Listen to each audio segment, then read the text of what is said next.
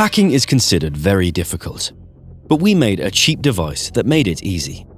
This device can automatically hack any Wi-Fi network, even if it's password protected. To do this, the attacker just needs to be nearby. Meet Pwnagotchi, from the words Pwn and Tamagotchi. This is a self-made, open-source, simple and cheap device for hacking Wi-Fi networks. Oh, and it has a fun digital pet inside. Let's see what it's made of and how it works. This video was created by Sumsub, the verification platform. We make the digital world people-friendly yet secure.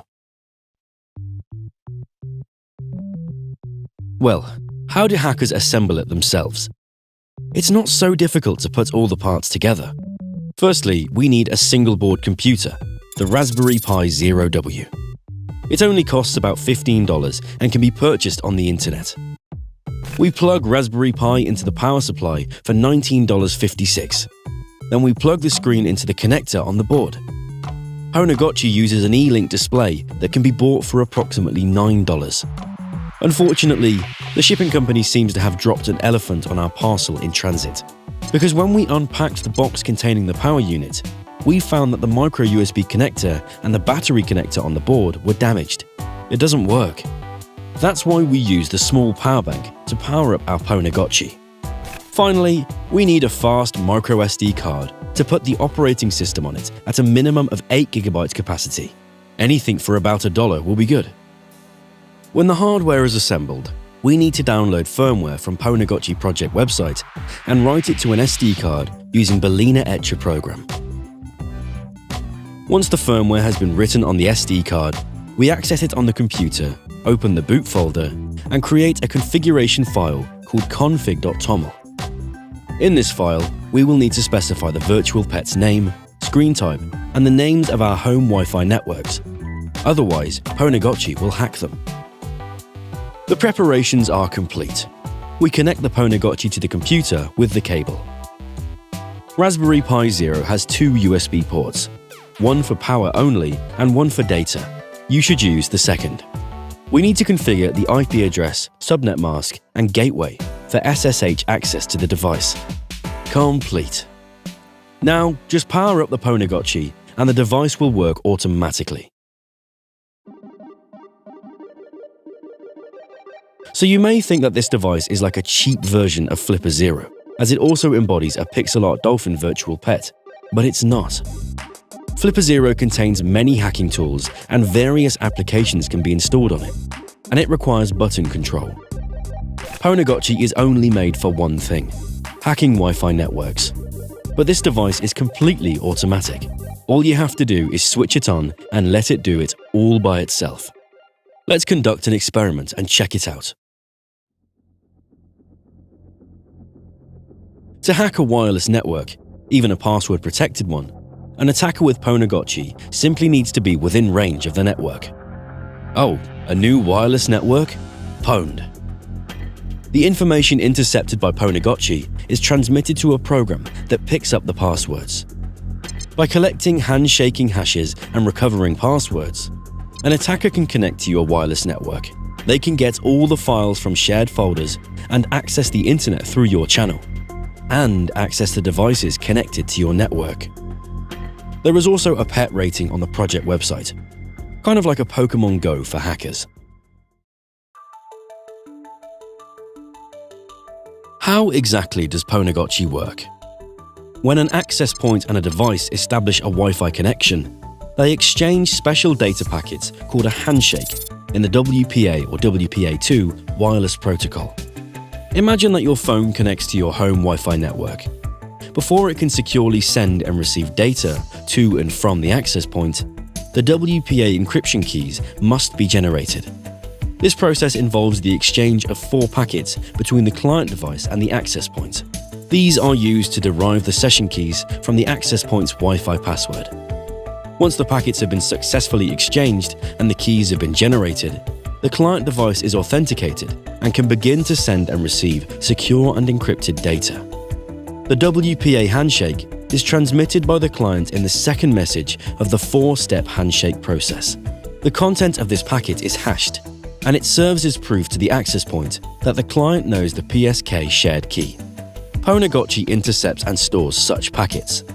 This material is collected on an SD card as PCAP files containing any form of crackable handshake.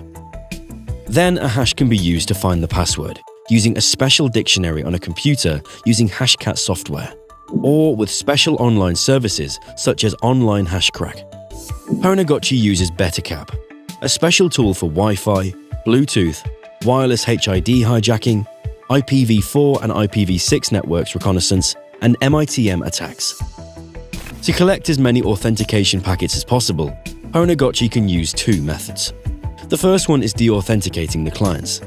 If the client device receives a disconnect signal, on reconnection, it must repeat the four-step handshake and the packet may be intercepted. The second one is sending association frames directly to the access points to try to force them to leak the PMK ID. The most interesting thing is that the Pwnagotchi is powered by artificial intelligence. It uses AI model Actor Advantage Critic to teach itself and enforce hacking Wi-Fi networks. The device makes funny faces that show its mood. If Pwnagotchi said that it's bored, it must be fed immediately. To do this, we need to take the Pwnagotchi to a place where there are lots of Wi-Fi networks to hack. The more practice it gets, the faster Pwnagotchi will crack new wireless networks. Pwnagotchi doesn't have any controls. It works automatically. All information about the operation of the device is displayed on the screen. The screen displays a different information. Also, it shows the special message when another person with a Pwnagotchi is nearby. The virtual pet can show the different faces. Sleeping. This is the state the unit will start from. Moreover, from time to time, your Pwnagotchi will also perform naps of a few seconds while hopping among Wi-Fi channels. Awakening. The unit is in its last seconds of its nap. Normal. This face is the neutral awake status of the unit. Observing. The Pwnagotchi is waiting and observing what BetterCap can find on all the channels it's hopping on. Intense. The unit is sending an association frame to an access point in order to force it to leak the PMK ID. Cool. The unit is deauthenticating a client station from an access point. Happy. Your Pwnagotchi is happy for some reason. And so on. The user can customize the faces set by editing one of the system files. The device has a fairly simple user interface. By looking at your pet's face and the information on the screen, you can tell exactly what your device is doing right now. So how can you protect yourself? The first thing to look out for is, of course, the presence of a suspicious person near your equipment with a suspicious device in their hands.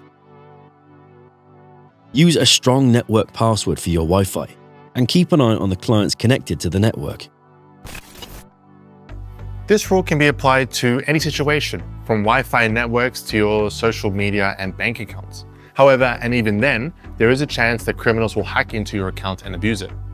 Hi, this is Lucas from Sumsub, and today we're going to look at how fraudsters can impact businesses by taking over user accounts. Say, for example, you're a car sharing company.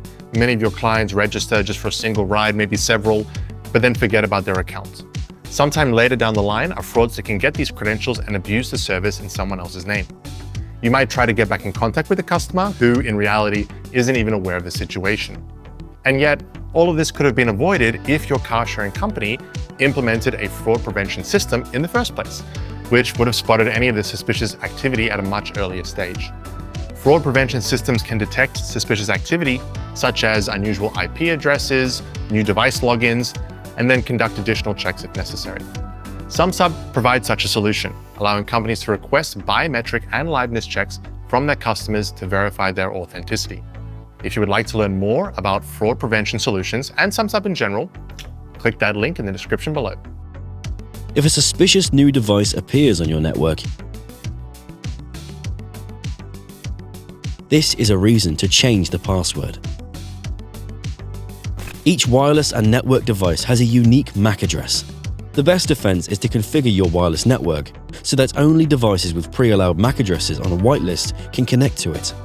This measure will protect your network not only from the attack described above, but also from a number of other attacks that involve connecting a hacker's device to the wireless network.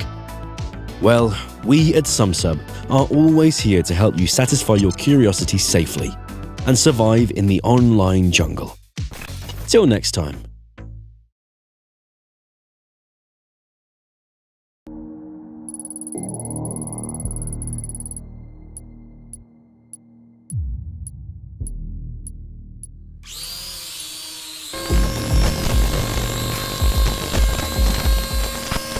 The drone's goal is to hack the computer behind the window. Okay, this is an imaginary window. We like Lars von Trier. Let's pause here and zoom in.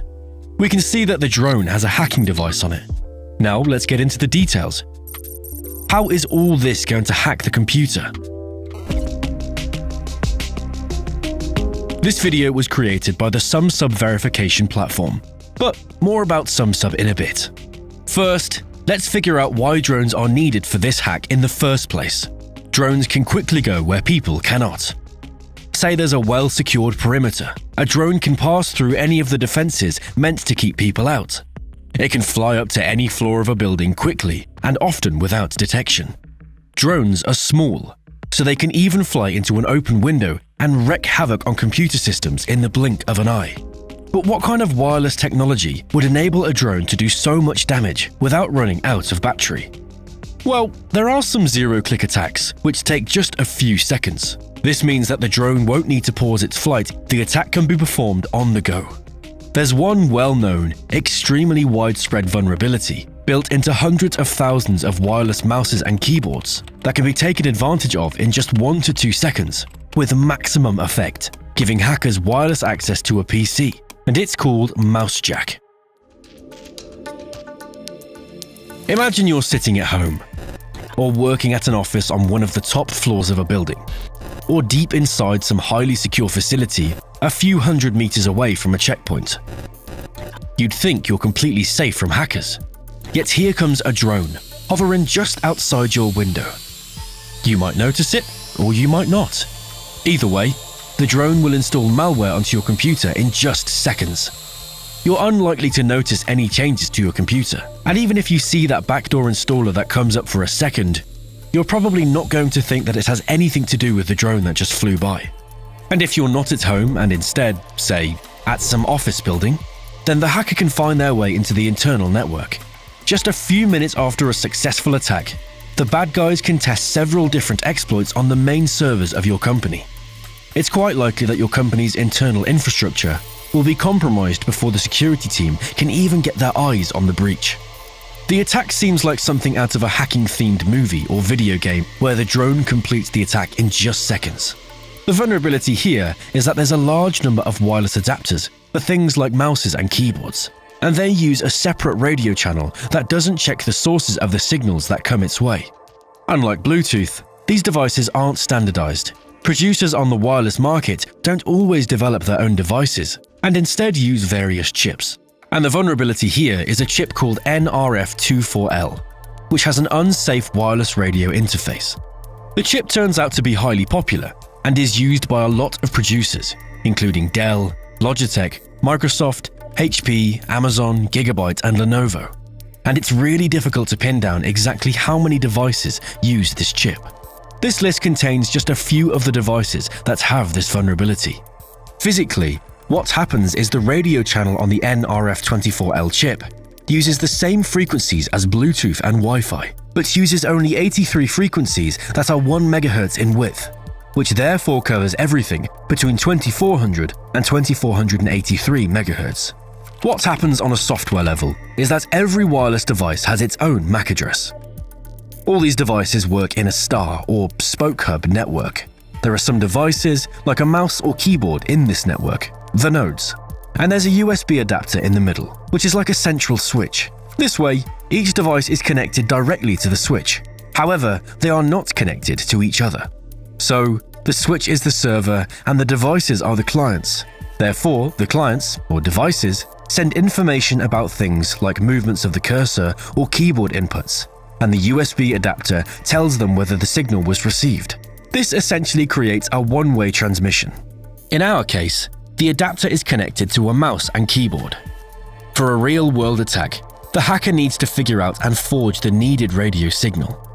The adapter doesn't broadcast any signal packs, even if they've just been connected, and therefore it's impossible to determine if there aren't any working mouses or keyboards. Every device widely transmits signal packages to the network with a unique MAC address. The adapters only pick up signals from their own sub-networks. The attack doesn't target the MAC address of the adapter, but instead those of the connected devices. So, for the attack to work, there needs to be a mouse or keyboard connected. In reality, the vulnerability isn't quite the mouse or the keyboard themselves, but rather their wireless adapters. Picking up the signal from a connected mouse or keyboard, which contains the MAC address, hackers can forge the signal using the intercepted MAC address as the source. A vulnerable wireless adapter won't be able to tell the hacker's signal apart from a legit signal, and will enable the keyboard inputs sent over the compromised radio signal. It's worth noting an interesting and dangerous fact. An adapter from a wireless mouse can pick up wireless keyboard inputs. The OS in a mouse and keyboard use related HID devices. The attack works by forging wireless mouse or keyboard signals to send inputs to the victim computer, which, if executed, give hackers access to that computer. In fact, these exact keyboard inputs can be executed at an extremely high rate of speed, 1,000 inputs per minute. However, for a successful attack, about 40 to 50 inputs is enough. In other words, all that's needed is a few seconds. Obviously, Mousetrack isn't the only scheme being used for account takeover. Hi, I'm Lucas from Sumsub, and as we've seen, fraudsters are growing at an exponential rate in their ability and techniques and sophistication to steal your personal information and break into your accounts.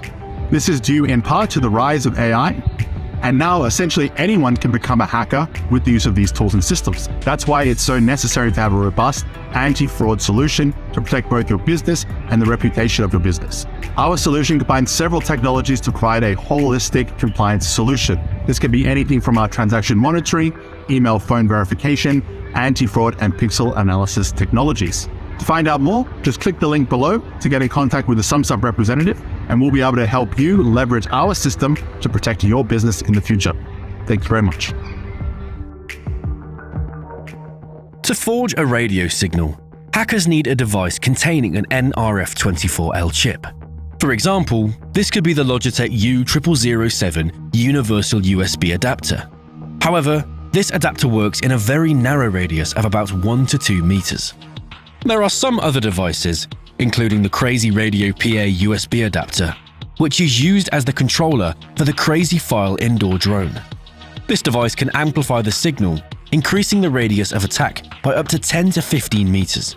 However, what can be done if the target is 2 to 3 floors above ground, or deep inside a guarded perimeter? That's where the drone comes into play. Modern drones have enough power to carry things like GoPros or high-capacity batteries, and typically this is enough to carry a third or even half of the drone's own weight. In this case, the drone needs to carry a couple of devices to make the attack happen. The Crazy Radio PA and its antenna weigh just 12 grams. The second component can be a mini Raspberry Pi Zero, which weighs just 10 grams. A battery is also needed. For instance, any 3.7 volt battery should do. Most single-board computers can be powered by a 5 volt or 3.3 volt. No special devices are needed to do this. The battery can be connected directly to the Raspberry Pi using contacts 1 and 9 GPIO. If 5 volts is used, a DC to DC MT3608 high-voltage computer board is needed, which needs to be connected through contacts 2 and 9 to GPIO. However, it'll take some work to solder the converter here.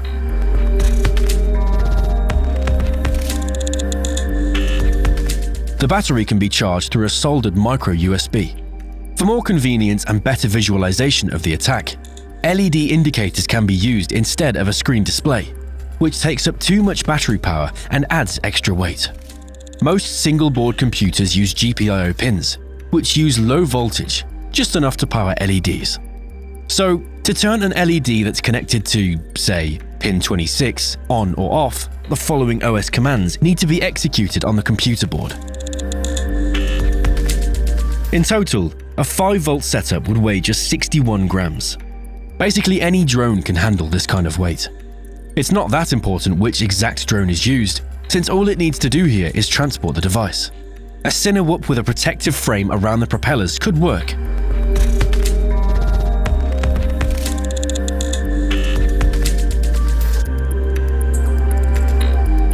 Since this attack requires a lot of flying in close quarters, a precise controller is a must, which makes FPV drones appropriate here. However, the most important element here is drone flying skills. Crazy Radio PA board is not able to work in the attack mode before upgrading.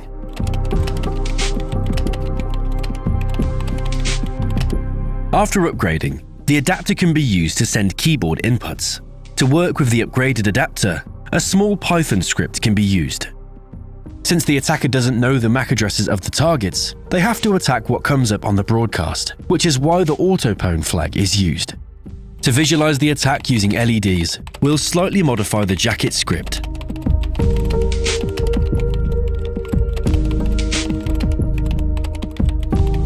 Where the LED is the executed script with the following.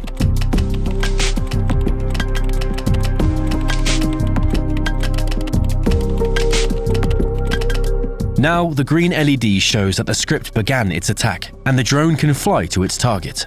The yellow LED will light up when devices are being searched for, and the red LED will light up when a device is being attacked.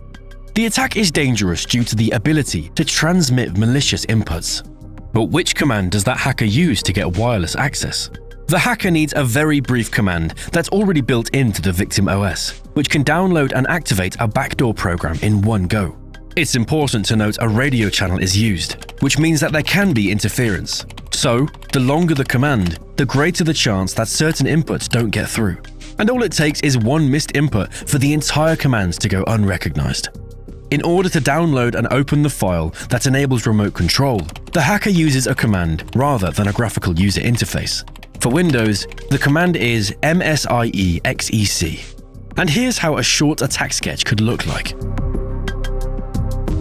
Nowadays, any OS can work with a wireless mouse or keyboard, which means that the commanded attack has cross-platform functionality, giving it the ability to target any OS. Let's look at Windows. MSI is an executable files format generally used for installation. It can be generated using the popular hacker framework, Metasploit. After the command is executed on the victim PC, the hacker gets access to the OS control panel on their server. This server can be anonymous and paid for in crypto, which means the hacker doesn't leave a trace. Then, the hacker can do whatever they want. To demonstrate, let's remotely turn off the victim computer. But this harmless command is just the tip of the iceberg. This same method can be used to access any of the victim's files. And if a hacker gets access to a corporate PC, they can end up getting access to what's on the internal network, and, in turn, steal or even destroy it. For instance, here's how the hacker executes proxies and opens VPN tunnels in the corporate network through the victim's computer.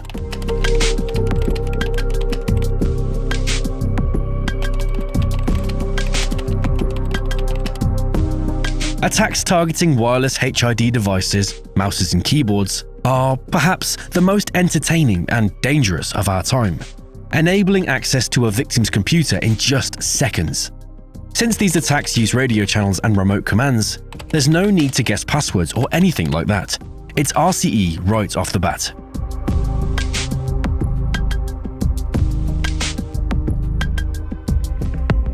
Mousejack is a critical vulnerability that's hiding in plain sight. It's an excellent example of how you and your company can easily fall victim to a hack. Security analysis reveals that, despite the fact that this vulnerability was found back in 2016, few people actually know about it, and even those who know greatly underestimate it. Nevertheless, this vulnerability can still be found even at big companies, and given the operational specifics of this vulnerability, it's bound to be around for a long time to come. Because, after all, we don't change our wireless keyboards and mouses as often as we do our phones. To protect yourselves, do the following. Check if your devices have this vulnerability. We've added a link to a full list in the description. If it does, see if there are any updates for your mouse, keyboard, or USB adapter that get rid of the mousejack problem. If there is no such update, then we'd recommend changing your wireless mouse, keyboard or USB jack altogether, in favor of one that doesn't have this vulnerability. But even this doesn't guarantee 100% security, since any wireless device can be hacked. So, ideally, you'd want to switch back to the classic corded mouse, if, of course, going back in time doesn't scare you too much. Only wired devices can give you a 100% guarantee that you won't be hacked this way. And this is worth thinking about if your computer actually has sensitive information on it, which can be subject to an attack. We at Sumsub hope that none of this can ever happen. So watch our upcoming videos, where we'll certainly touch on remote control attacks once again. And we'll try our best to give you real-world advice to keep you safe in the online jungle. Until next time.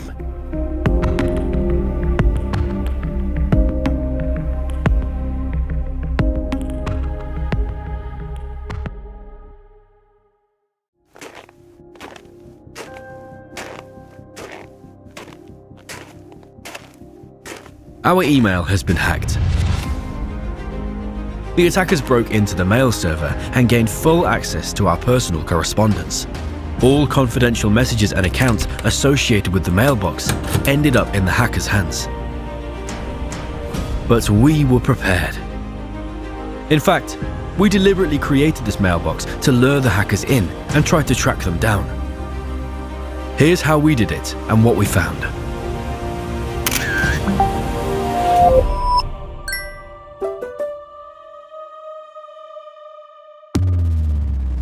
This video was created by Sumsub, the verification platform. We make the digital world people-friendly, yet secure. To find out how email is hacked, we decided to create a honeypot, a decoy mailbox for hackers. We didn't use public email services for two reasons. Firstly, if hackers change the account password, we can't recover it quickly on a public server. Secondly, our own mail server allows us to track when and with which IP address it was accessed. To realize our idea, we paid for hosting and registered a new domain. Then we created a mailbox in our domain and organized correspondence in that mailbox, filling it with messages from Enron's email database to make it appear as if it was in active use.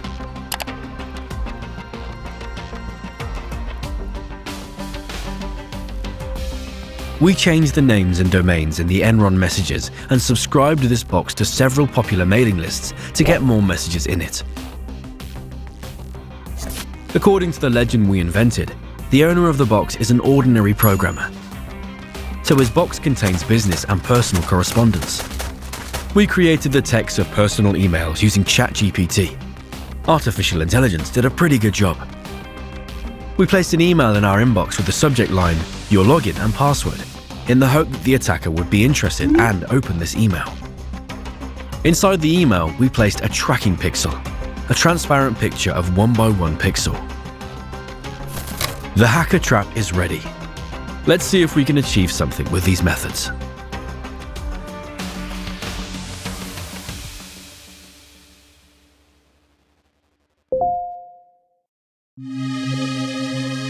You may have received messages claiming to be from the administrators of your mail server, stating that your account password is about to expire and needs to be changed immediately. These emails are sent by cybercriminals in the hope that you will visit a fake website and enter your login and mailbox password into a fraudulent form, which will then be passed on to the hackers. They send out tens of millions of these emails every day, and we get these emails too. Let's take a look at the code of this webpage. We can see that another webpage is embedded in this webpage, and this, in turn, contains a form created using this free service. With it, you can create various forms for feedback and data collection. Well, let's make the hackers happy and enter our username and password into this forum, as well as our mailbox address. Attackers who use mass phishing emails usually do not use hacked mailboxes themselves, but sell their logins and passwords to other hackers. Using a special website for information security professionals, we found other phishing forms and then entered our email account login and password into them. We hoped that this way, our chances of catching the hacker would increase. We filled out 5 forms in total. Nothing happened for a few days. Then, on day 4, someone opened our bait email. Our server recorded the IP address of the device on which the email was opened. First of all, we decided to determine the geolocation of this IP address. To do this, we use the iplocation.net service. In Linux, you can do this by using this command in the terminal. As we can see, this IP address is geographically located in Russia, Kaliningrad region. However, the definition of the region where the hacker is believed to live does not give us much. Also, IP addresses can be dynamic and belong to several subscribers of one provider who access the internet at different times. Let's try to find out a little more about this IP address. The service iknowwhatyoudownload.com collects a database of peers and SIDs of all public torrent files, which can be used to find out what was recently downloaded from torrents from this IP address. As we can see, the user with this IP address has downloaded several pirated Mac music applications. Films such as The Walking Dead, House MD, The Boss Baby, and The Dark Knight. This user likes computer games such as Flat Out, the Far Cry series, and Sims 4. He also seems to be a big fan of Joanne Rowling's work. Google's search engine allows us to find a lot of useful information on IP addresses. To properly generate an IP address search query among the following sources: public directories, configuration files, database files, logs, old data and backup data, authentication pages, SQL errors. To find such information, we will use Google Hacking Tests and Pen Test Tools services.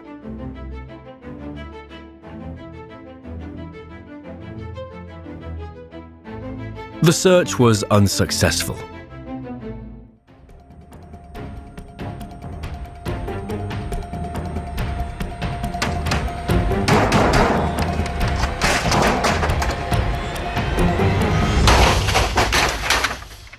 Let's search for an IP address in the leaked databases using the leak lookup service. No results again. So we found out that the user who opened our tracker email is located in Russia, Kaliningrad region, connected to the internet via Tele2 mobile provider. Also, this user, or users on this IP, probably uses an Apple Mac computer, likes music, the game Far Cry, Doctor House series, and loves Harry Potter. Not much, but that's all we've been able to find out. Now let's try to find out how much it costs to hack a mailbox to order, and how cybercriminals operate when their goal is not to get as many credentials as possible through mass mailings, but to hack a specific person's mailbox. We will use online forums where cybercriminals advertise their services. We will hire a hacker to hack into the mailbox we have created. We will monitor his actions and find out what he's going to do. In most criminal forums, transactions are made through an escrow, a reputable intermediary. The customer transfers money to the escrow, but he does not pay the money to the executor until the executor provides proof that the order has been fulfilled. The intermediary's services typically cost 3 to 5% of the order value. A study conducted at the University of California, San Diego, USA, found the following prices for email hacking. As you can see, hacking mailboxes on Russian public servers is the cheapest. Hacking Gmail and Yahoo is the most expensive. We tried to find a hacker who would hack into our mailbox and provide evidence of the hack. Send an email from the hacked mailbox, or provide a secret code from an email message we sent to the mailbox. The hackers offered the following items: $400 for hacking the email and a 50% deposit. They also asked us to send them all the information we know about this user. Typically, attackers use 3 methods to break into emails. Brute forcing, forcing a password using a dictionary. This method does not work on public email servers because they have built-in brute force protections. And in other cases, brute forcing is only possible if the victim uses a simple dictionary password. By the way, you can learn more about real brute forcing attacks in our previous video. Next is searching for your password in leaked databases. From time to time, hackers steal user databases from various services, such as online stores, forums, or delivery services. Such databases are sold on the darknet. Many of us use the same password for multiple services, including email services. If attackers manage to find such a password in the leaked databases, they can use it to gain unauthorized access to your mailbox. Social engineering, especially phishing. This is the most common method. One of the hackers we hired told us a day later that he had successfully hacked into our mailbox, but that we had seen no related activity. As proof, he sent us an email purporting to be from the hacked mailbox. The email turned out to be fake. If we look at the headers of the email, we can see that the address of the sender of this message was forged, and it was sent from a completely different mail server. We informed the hacker about this, and he stopped contacting us. Another hacker also told us about a successful hack, and as proof sent us a screenshot of the hacked mailbox. This screenshot was photoshopped. This is what the contents of the mail actually look like. We asked him to give us the numerical code from the email we sent to this address, but he was unable to do so. Thus, the two hackers turned out to be scammers who collect payment from hacking customers and do nothing because they're sure that the customer will definitely not go to the police. The third hacker tried to break into our mailbox using brute force, but was unable to crack the password. It seems that during the attack, the hacker used a special program that sends requests through proxy servers, because the authorization attempts came from different IP addresses. After the brute force attempt failed, the hacker decided to use social engineering. Researchers at the University of California, San Diego, have identified 5 types of phishing emails. Attackers typically impersonate a person known to the victim, a stranger, a bank, Google, or a government agency. The hacker we hired sent us 3 phishing emails on behalf of LinkedIn, Xbox Online, and Adobe. The first email, sent on behalf of LinkedIn, contained a link to a phishing site with a fake authorization form. The address of this site is different from LinkedIn's real address. The second phishing email contains a link to another fake authorization form. The URL of this site is also fake, plus it contains our email address. If we change the email address in the address bar, it will also change in the phishing authorization form. The link in the third email sent on behalf of Adobe didn't work. If we examine the page source of these fake authorization form websites, we can see that the hacker has copied the form of the real website, specifically LinkedIn, and simply changed the parameters of the form so that it sends him the information entered in the form fields. We examined the source of the phishing emails we received and found that the sender addresses were spoofed, and the technical headers of the emails contained fake addresses like mail.example.com. We did not respond to these messages in any way, and a short time later, we received another one. The link in this email opens through several redirects, and then the user's browser is checked by the Cloudflare service before being redirected to the target page. Attackers do this to confuse the users and their antivirus software. In total, we received 5 phishing emails from the hacker. Since he didn't know what services the mailbox owner was using, and we didn't give him any additional information, he used the most popular services, such as LinkedIn and Microsoft. Phishing emails can be distinguished by the following characteristics. The URL of the pages linked to in the email differs from that of the real site, and the link may be opened via several redirects. Also indicative of phishing can be urgent requests to confirm your address or other personal information, or non-personal appeals such as "Dear Customer." Scammers who carry out targeted phishing attacks hide out on hacker forums, sending emails in the name of a fake sender and therefore are anonymous. It is literally impossible to identify them, so they feel completely safe. The main conclusion from this experiment is that the hack is only successful if the victim believes the scammers and enters their login and password into the phishing form created by the attackers. Our experiment shows that social engineering, or phishing, remains the primary method for compromising email accounts. Researchers at the University of California have also found that hackers can use malware to hack email accounts, namely RAT, Remote Assistance Tool, a program that allows them to take control of an infected computer. A modified version of TeamViewer can be used as a RAT. Therefore, complex passwords and two-factor authentication should be used to protect against hacking. The study we quote states, However, we found that two-factor authentication still proved an obstacle. Attackers doubled their price upon learning an account had 2FA enabled. At the same time, hackers have the tools to intercept 2FA one-time codes. In particular, they can create fake forms that verify these codes in real time and use the resulting data for authorization. Therefore, using two-factor authentication alone is not a guarantee of security. You should not click on links in emails, even on behalf of your ISP or mail server administrator.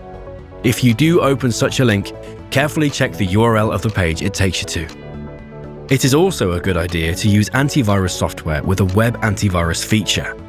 Such programs use databases of fraudulent addresses to block users from accessing fake sites. Of course, there is a time lag between a moment when a phishing site is created and when its address is added into the antivirus database. But in some cases, using antivirus can be effective and provide an extra layer of protection. In addition, many public email services have tools against potential attackers. For example, Gmail may ask you to enter the account holder's phone number, enter an SMS code, or solve a CAPTCHA when you try to sign in from a new device. You should not disable additional security options when using these services. P.S. While we were making this video, someone tried to connect to our SMTP to send spam. This is probably the main reason why attackers send phishing emails to everyone without a specific purpose.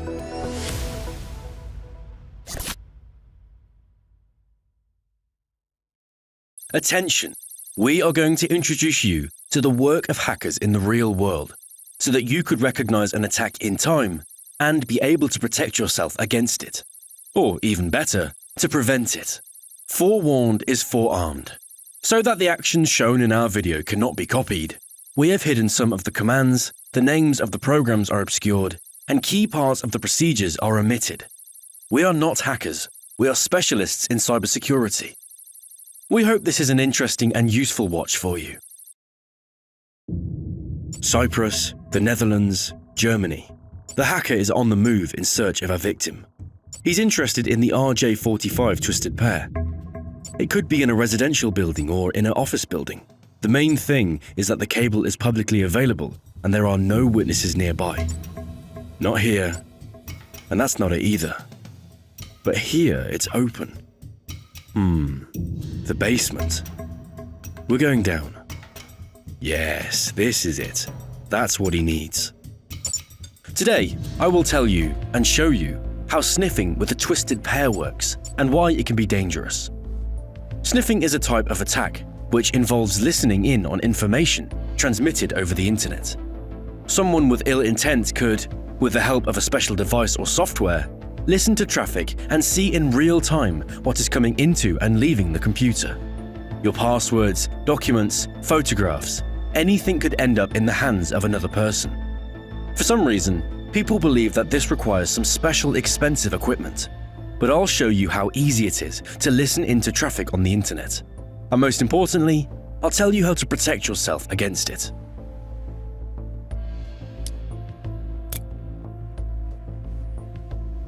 This video was created by the Sumsub verification platform, but more about Sumsub in a bit. Let's start with the theory. This is an RJ45 cable. It's perhaps the most common internet cable in the world. Yes, now optics are the most widely used, but the good old twisted pair cabling can still be found in almost every home or office corridor. So let's take a closer look. Inside our RJ45, we can see 4 cables of differing colors. Each pair is made up of 2 wires twisted together. Each wire has its own role. Green TX, data transmission; orange RX, data reception; blue DC+, allows positive flow of power and data at 1000 megabits a second; brown DC-, allows negative flow of power and data at 1000 megabits a second. Incoming and outgoing network traffic goes through a certain pair of cores, and the bytes themselves are encoded by simply changing the characteristics of the electrical signal in them. In order to understand the principles of data interception in this situation, let's briefly explain how it passes through the wires. An electric pulse with a frequency of several hundred megahertz goes through the wire. 100, 250 megahertz, 500, and even more megahertz, on several pairs of wires at once. And why pairs? And how can we determine the signal strength? After all, there is no level by itself. The level is always relative to something else. For example, our measure of the water level during a flood is as to whether the water has flooded its banks. Each signal level corresponds to its own voltage between two twisted wires. The voltage is low, 1 to 2 volts, like in a conventional battery. And when we want to transmit data, our network card begins to slightly change the voltage in the pair of cables, then half a volt more, then less, then making it positive, then negative, and so on and so forth. But all this happens very, very quickly, millions of times per second. On the receiving side, the voltage change is recorded by the same network card, and it restores the information we transmit using a particular logic, a lot like Morse code. So now we know how information is transmitted. But how can it be intercepted? Once the signal is transmitted through the wires by changing the electrical characteristics or voltage, we can connect to these very same wires in a similar way to a multimeter, which measures the voltage without disconnecting from the internet. The hacker takes a piece of twisted pair consisting of just 2 cores. You can make it by yourself, buy it on Amazon or in a local store, or modify a patch cord laying around at home. Let's do everything as a real hacker would. We'll take it and cut a little piece. Now, we are only interested in the RX pair, the first and second cores. And yes, we are only interested in the RX pair, our reception wires, because if we try to transmit some data, we could end up accidentally breaking the connection for a while. And why would we want to do that? We should be invisible. Our task is to listen. On the other end, we connect the first and second wires with ordinary crocodile clips, so we end up with a cable like this. We'll check how this works on the testbed that we put together, specially for this experiment. So, this is the victim's computer. Let's imagine that it's sitting in an apartment from which a twisted pair comes out. And this is the computer where the victim's information is being sent. In real life, instead of this computer, there'll be network equipment, a switchboard for example. We're only using 2 computers for the sake of testbed in order to make it clearer. And we're squeezing in just here. Classic man in the middle. The hacker cuts the outer body of the wire slightly with a stationary knife. The cut is parallel to wires, so as to not accidentally cut them. It's not necessary to remove the insulation directly from the wires themselves. It's enough to just slightly squeeze the crocodile clips, and they will pinch the insulation at the points of contact. The attacker presses on the clips until the packets are displayed on the sniffer of the network card, where the reverse end of our wire is connected. If a hacker wants to listen to outgoing traffic, he connects to the orange pair, and if incoming, then to the green one. We'll do both to show the full extent of danger of this kind of attack. So, we're going to listen to the outgoing traffic. In this case, the hacker is connected using an Android phone. Some external network cards can be automatically recognized by Android, so no action is required from a hacker, except perhaps having root rights.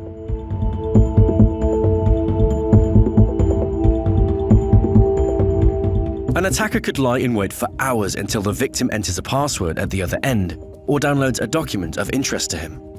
And in order not to be stuck waiting around, phone in hand, a hacker can take any miniature single-board computer, for example, a Raspberry Pi, stick the prepared wire into it, connect a power bank, run the sniffer, and leave it like that for a day. Or he could connect to the computer remotely and view the victim's traffic while sitting in the car under the window, because almost all mini-computers have their own Wi-Fi. Let's start with passwords. It's important to understand that a hacker can only listen to unprotected traffic. Almost all modern resources support SSL and TLS (HTTPS) encryption, i.e., all data will be transmitted in encrypted form. Nevertheless, there are still many old protocols that transmit data openly and are still popular. For example, FTP or network drives. They are most often used in the corporate sphere.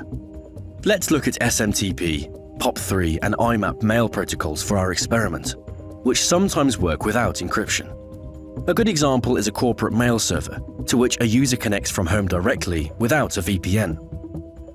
Let's say an attacker is spying on the boss of some company. He connects the crocodile clips to the twisted pair and waits. At some point, the boss decides to check his mail. His mail client authenticates this on the mail server, and the attacker sees the credentials, his username and password in plain text, as well as the address of the mail server. and this data is enough to get access to his business correspondence.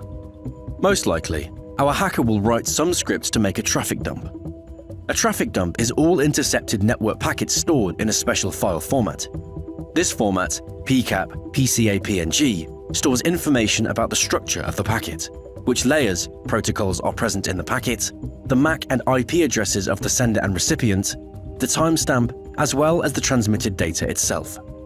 By writing a traffic dump, an attacker will be able to see the data itself in addition to all meta information, protocols, IP addresses, etc. And pretty easily too. Since in the dump, this data is presented as it is. The hacker will most likely view the intercepted data in special traffic analysis software like Wireshark. However, if our goal is to do a quick search for sensitive data like passwords and files, we can use specialized programs for this. And to automate all actions, namely configuring the network adapter for listening mode, saving a traffic dump and pulling files and credentials out of it at the same time, we use a special script.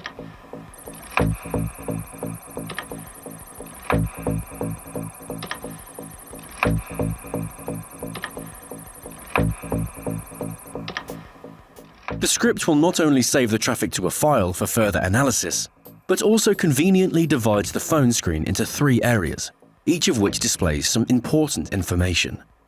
The first third of the screen shows the listened to half of the traffic using, and that's just half of the traffic, since we agreed at the very beginning that the attack only works on traffic going in one direction, either incoming or outgoing.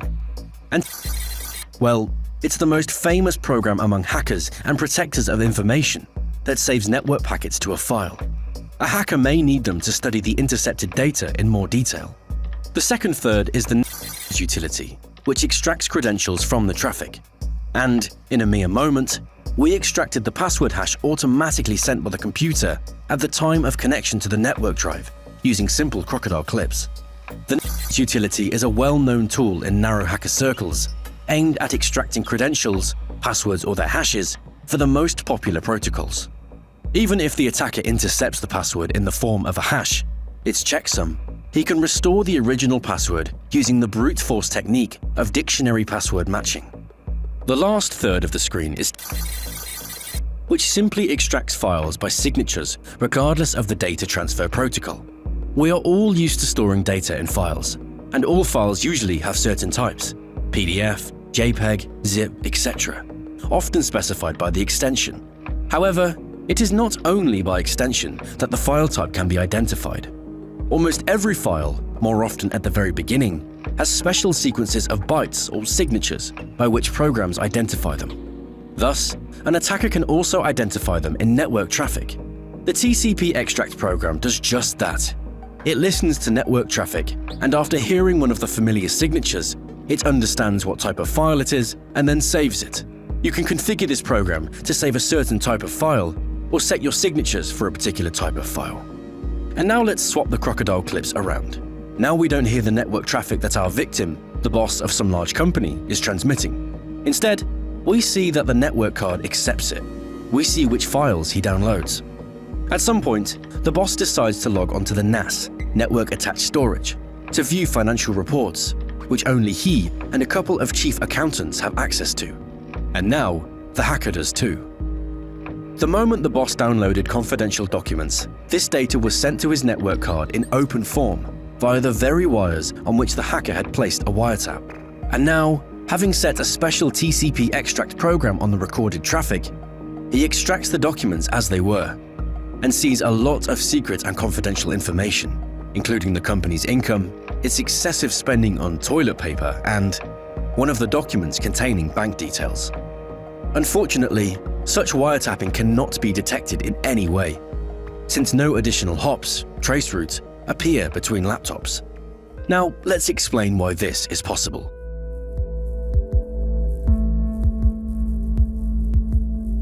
Let's open the command prompt. It's available in any modern operating system. For example, on Windows, we do start, run, cmd for this. Now we write the command tracertgoogle.com, and we begin to see how slowly some lines begin to be written. These are intermediate network devices, hops, that are located between your computer and the Google server. And almost always there will be several such hops between you and one or another server on the internet, only if you are not directly connected to some server. First, it will be the equipment of your home provider, then the switches of those countries through which your network traffic goes, etc. And the first hop is most likely the IP address of your home router, if you have one. So usually, in traffic interception attacks, when a hacker gets in the middle somewhere along the path of packets, his presence can be detected, but not with this attack. And now let's talk about the vulnerabilities of physical sniffing and what methods of protection to use. Firstly, the attack can be carried out from a room where there is unhindered access to the wires of a twisted pair, the corridor of an office building, or the most ordinary entrance. The key word is unhindered. It is necessary to eliminate or check the possibility of physical access to the wires that lead to your home or are located in your company. Most often, a twisted pair is found on the last mile, directly near subscriber devices. Fortunately, optics will most likely be used between houses and company offices, that is, over long distances. You can't listen to an optical cable in this way. Therefore, there are whole houses, companies, or even cities that you won't be able to listen to using this method.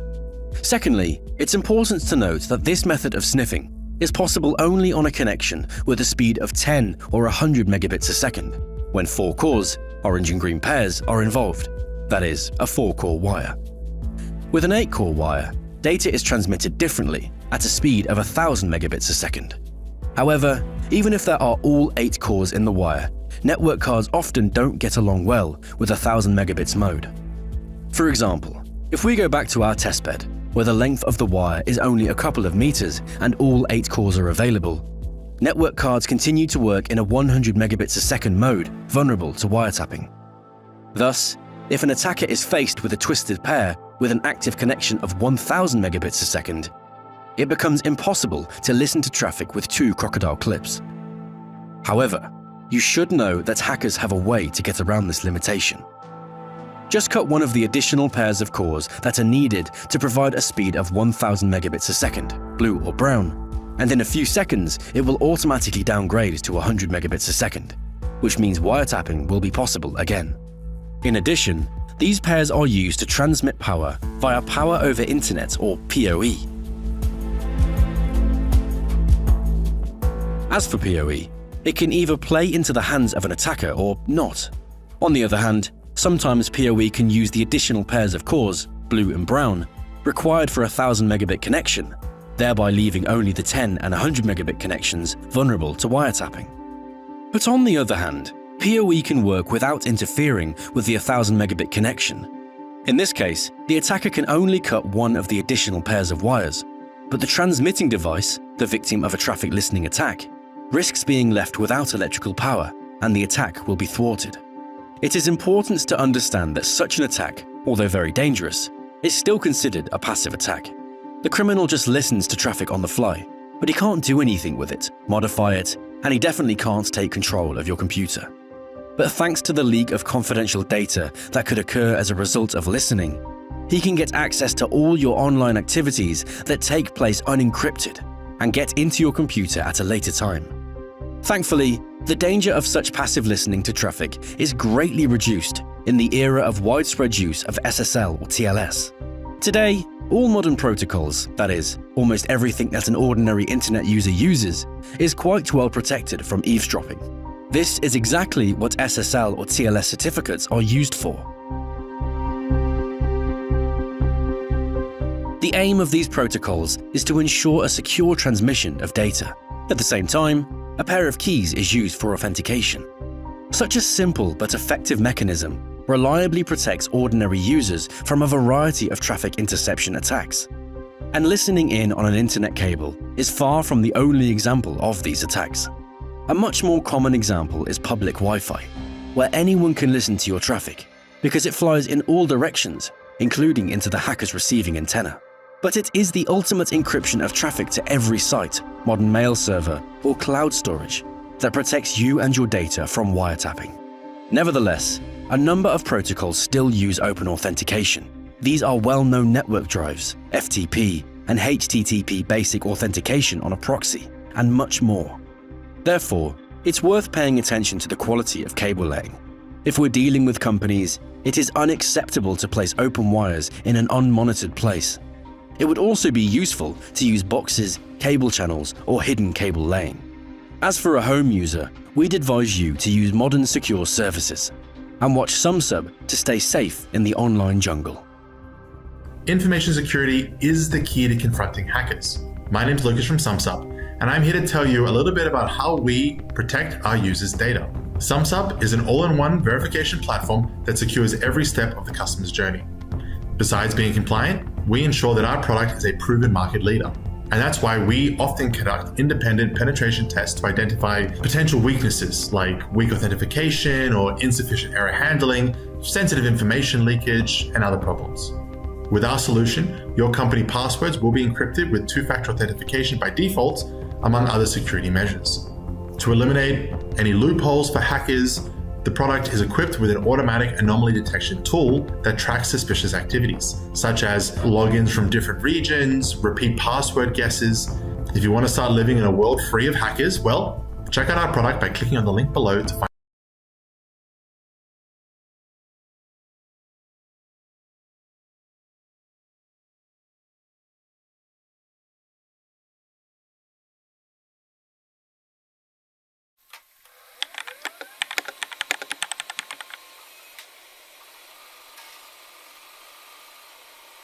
Have you ever thought about whether it's possible to crack your password simply by trying different combinations? How long would that take? Let's start with the theory. Suppose, for simplicity, that a password is tried at a rate of 1 per second. Then, 1 second equals 1 password attempt, and the following amount of time would be required for a brute force attack. For 100k passwords, it is needed 28 hours. For 1 million passwords, 11.5 days. 10 million passwords, 3.8 months, 100 million passwords, 3.2 years, and for 1G passwords, it's going to take 31 years. Everything is clear with time. So, does it turn out that everything depends on the number of combinations of our password? And how many can there be? Firstly, it depends on the type of characters used. There can be 4 types: a letter, a digit, an uppercase letter, and a special symbol. Secondly, on the number of characters or the length of the password. Let's look at the simplest cases. For writing commands, we will use masks, which are commonly used to record passwords in the most popular brute force programs. These are John and Hashcat. The masks are formed as follows. If you are interested in how they are decrypted, pause this screen and read. Unfortunately, brute forcing on modern computers is quite fast, significantly faster than 1 password per second. For example, cracking a PSK hash of Wi-Fi on an average graphics card, which is often used for this purpose, can work at a speed of several million per second. Therefore, to estimate the complexity, it's sufficient to just drop 6 zeros.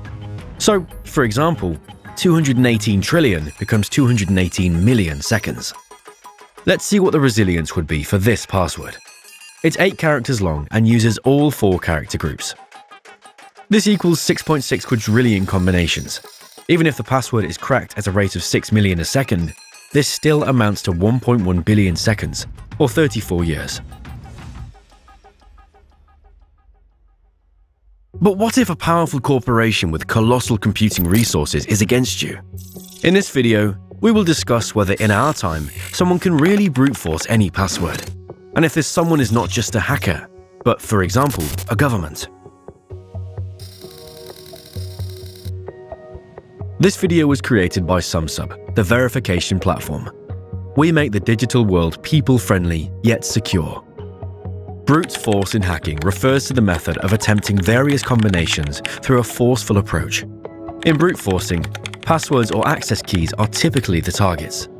There are online and offline brute force attacks.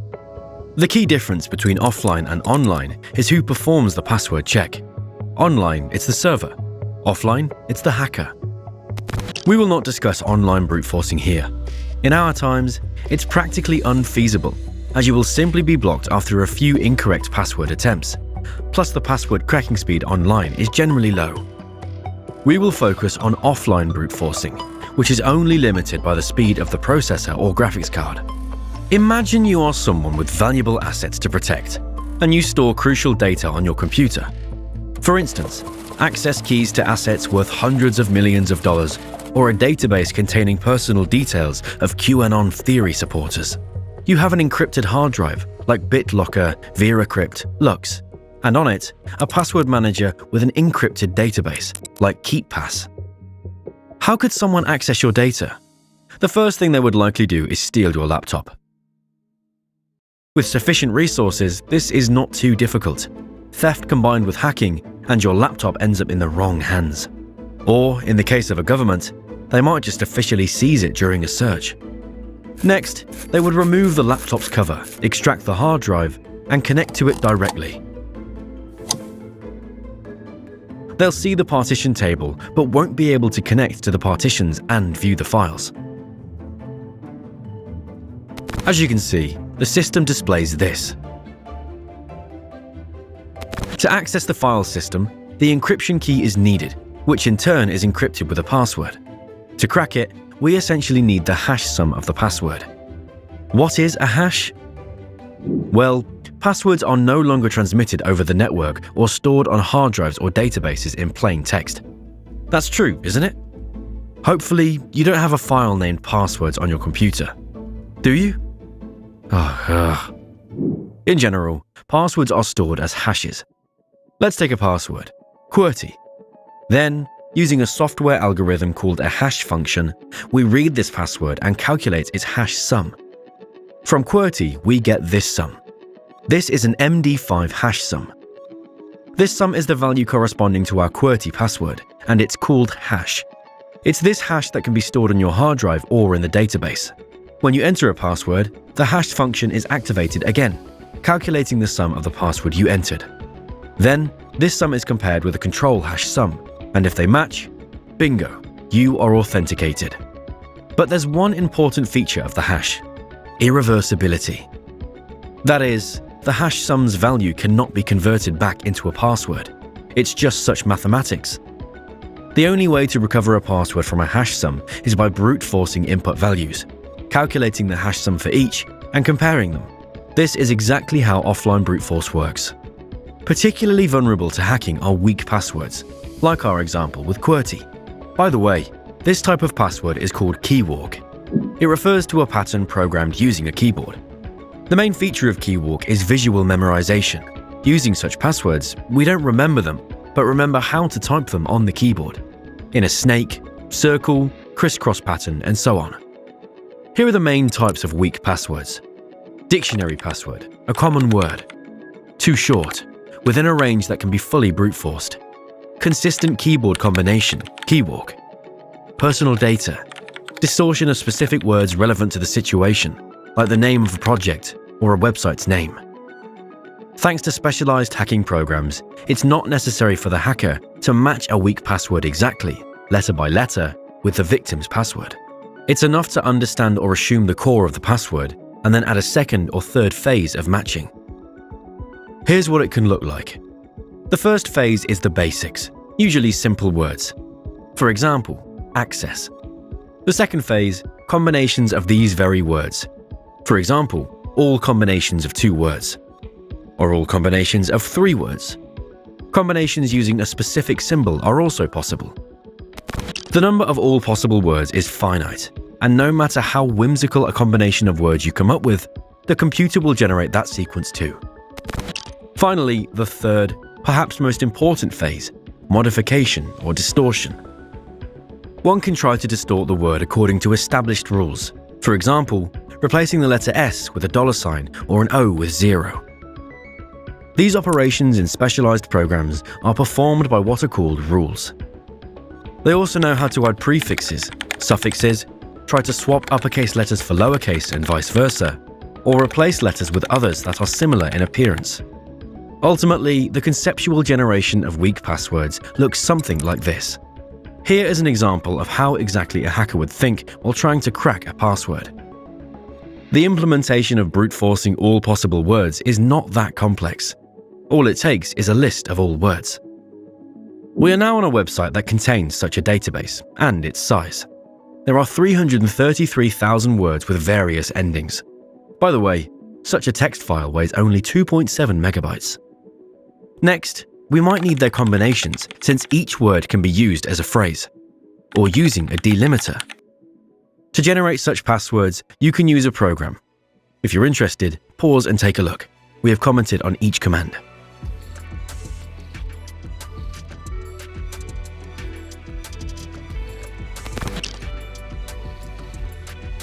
Generating combinations of all special symbols with each word. Then we get combinations of all words through all special symbols.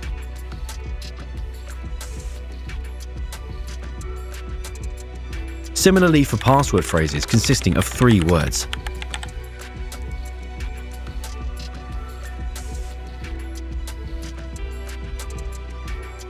Now just combinations of 3 sets of words, where 2 of them end on a special symbol. The final step would be the distortion of the generated password phrases. People often enhance the strength of their passwords with capital letters, special symbols, or numbers at the end. For this purpose, so-called rules are used in password cracking. Pause here if this is important to you and read our comments on the commands.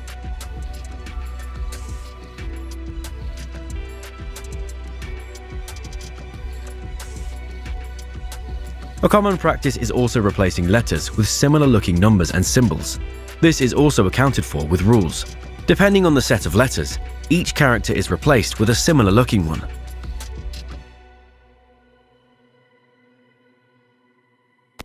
Ultimately, with this approach, we can generate almost any insecure password. And in reality, we can find almost anything in the list of candidates. With the first command, we made combinations of all words through a special symbol. And with the second one, we applied the above-mentioned rules, adding a special symbol at the beginning and end of each phrase, and performing leet transformations. So, let's return to our situation. Someone has stolen your laptop and gained unrestricted access to your hard disk. What will they do? Dictionary password. First, they'll check the password against dictionaries. This is the simplest path, requiring practically nothing from the hacker. Large dictionaries already contain password phrases of all groups, as they are often formed from real site leaks and contain real passwords. For example, the most popular dictionary RockU, or another example, a huge 30GB dictionary WeakPass2. Also, for every password, the hacker tries the top 64 most popular password distortions. The Hashcat program comes with its built-in set of the most popular types of distortions. Distortions will make those same familiar transformations, substitutions of numbers, special characters, leet speak replacements, etc. There will be exactly 64 for each candidate password. The password is not cracked, and the hacker realizes that the user is not so naive, and they will need to think harder. Next, the hacker will use a utility, and for security reasons, we won't show you its site. This program can generate passwords based on key walks. The KWP program takes a set of keyboard symbols, initial values, as well as the number of keys and turns, and generates all possible combinations of close symbols obtained by pressing on the keyboard. Let's say now the password is cracked. Next, the hacker penetrates the file system and quickly finds a specific file by extension, the KeePassPassword database. This is a specialized, free, open-source password manager. Using a special script from the set of the similar program John, the hacker parses the KeePassPassword database and extracts the necessary material for brute forcing. The hacker runs the hash through dictionaries and the keywalk generator, but in vain. Then they proceed to the following targeted password attacks. Knowing enough about the victim, the hacker tries to create targeted dictionaries. Generating a password based on a company name, applying previously described distortions. Generating a password based on all possible company employee surnames, appended with 2 letters or initials at the end, and applying leet speak distortions.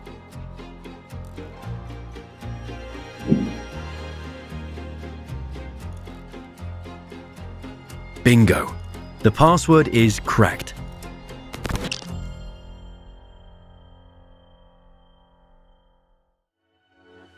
One of the most effective ways to prevent a brute force attack is two-factor authentication, also known as 2FA.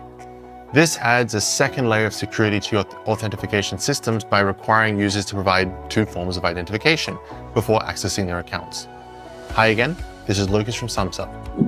Here at Sumsub, we can catch fraud instantly, providing businesses and users with a one-time password backed up by biometric authentication, such as liveness. With liveness in place, only you can access your account, no matter how hard the fraudsters try. Your users get authenticated instantly on their smartphone or webcam in one quick motion. To learn more about this unique technology, click on the link below. How can you avoid being a victim of brute forcing? Your password should not contain words or combinations of words. It should not have keyboard combinations like keywalk, and it should be of sufficient length. Combining all three recommendations is important. Even if your password is mega long but consists of words, it can be cracked, as the number of words is finite and their combinations are also finite. Even if you put a special symbol at the beginning or end, it only adds a bit of resilience. And as we showed in the examples above, with enough effort, it will still likely be cracked. If your password includes keywalk keyboard combinations, it's also vulnerable, as the number of such combinations is finite. Finally, the length and types of characters. It's important to use all 4 groups of characters and have a length of at least 8.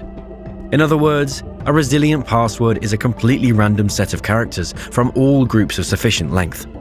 The best solution here is automatic password generation, as your brain will involuntarily want to use a convenient, easy-to-remember symbol. To assess the resilience of such a password, you only need a bit of math. If we return to the situation where the hacker was trying to hack our 8-character Wi-Fi password, and instead of 4 GPUs, the attackers had 1,000 video cards, then cracking this password instead of 34 years would take a couple of months. Add more power, for example 10,000 GPUs, and then cracking the password will take only 6 days. But what if our password was not 8 characters, but 10?